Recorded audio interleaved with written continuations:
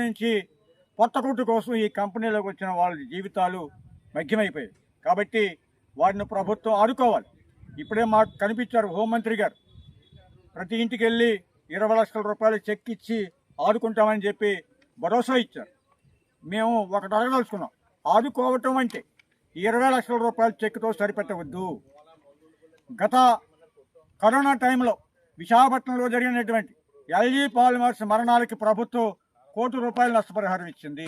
అదే రీతిలో వీరికి కూడా ₹1 కోటి నష్టపరిహారం ఇవ్వాలని చెప్పి మేము డిమాండ్ చేస్తా ఉన్నాం. రెండవ అంశం, కుటుంబంలో ఒకరికి ప్రభుత్వ ఉద్యోగం ఇవ్వండి. రెండవది, ఎస్సీ కార్పొరేషన్ ద్వారా ప్రతి కుటుంబానికి 2 ఎకరాల సాగు భూమి కొని వారికి ఇవ్వాలని చెప్పి, తద్వారా మాత్రమే ఆ కుటుంబాన్ని ప్రభుత్వం ఆదుకున్నట్టు అవుతుందని చెప్పి మేము చెప్పదలుచుకున్నాం. ఇక రెండవ విషయం, ఈ ప్రమాదానికి ముఖ్యమైనది యజమాని నిర్లక్ష్యం ఒక భాగం అయితే, యజమాని అజమాయిషీ చేయాల్సినటువంటి ప్రభుత్వ అధికారుల నిర్లక్ష్యం వల్ల కూడా ఈ ప్రమాదం జరిగింది. అందుకని ఆ ప్రభుత్వం నలుగురు అధికారులని సస్పెండ్ చేసింది. మేము ఇంకోటి గుర్తు చేయదలుచుకున్నాం. దీనికి 6 నెలల ముందు రాయవరంలో 8 మంది చనిపోయారు.